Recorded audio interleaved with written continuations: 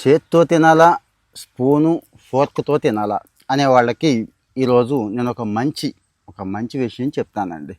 చేత్తోనే తినండి అని చెప్తాను. ఎందుకు అంటే ఆ తృప్తి, ఆ ఫీల్ చేత్తో తింటేనే వస్తుందండి. స్పూను ఫోర్కుల్లో రాదు. ఇది ఒక్కటే కదా అనుకుంటున్నారు, కాదు.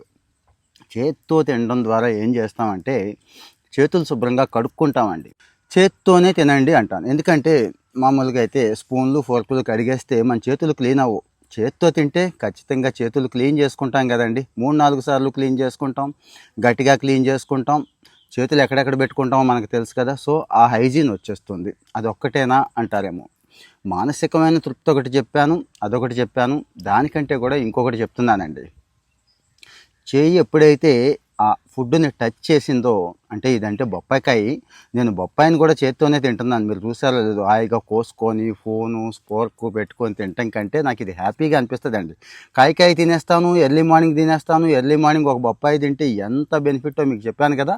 అంటే ఇక్కడ తోట ఉంది, తెలిసిన వాళ్ళు కాబట్టి ఇబ్బంది ఏమీ లేదు. మీకు అవకాశం ఉంటే ఇంట్లో కూడానండి, ఇక్కడ కొబ్బరికాయ కూడా నేను అలాగే తింటాను అప్పుడప్పుడు. సో చేత్తోనే తినండి అని ఎందుకు చెప్తున్నానంటే మళ్ళీ గుర్తు చేస్తున్నాను. ఆ చేత్తో తినటం వల్ల ఆనందం మాత్రమే కాకుండా ఎప్పుడైతే ఫుడ్ని చెయ్యి టచ్ చేసిందో మెదడుకి ప్రసారం అందుద్దండి. ఒరే ఫుడ్ తీసుకుంటున్నావు నువ్వు అని పొట్ట కూడా రెడీ అయిపోతుందండి. పొట్టకి మెదడుకి లింక్ ఉంటుంది కదా. ఇవన్నీ సైంటిఫిక్గా ప్రూవ్ అయినవే చెప్తున్నాను. సో జీర్ణక్రియ మొదలైపోతుంది. స్టార్ట్ చేసేస్తుంది. ఇంకా నువ్వు అరిగించుకోవాలి, తింటున్నావు అని చెప్పి స్టార్ట్ చేసేస్తుందండి. ఇది బెనిఫిట్. రెండోది, అలా చేత్తో టచ్ చేయడం, అలా చూడడం, ఆస్వాదించడం. అంటే చూస్తాము, ఆస్వాదిస్తాము, వాసన అన్నీ ఒక కంబైన్డ్ ఎఫెక్ట్ కదండి. ఇవన్నిటినీ ఫీల్ అయ్యే అవకాశం చేత్తో మాత్రమే ఉంటుంది.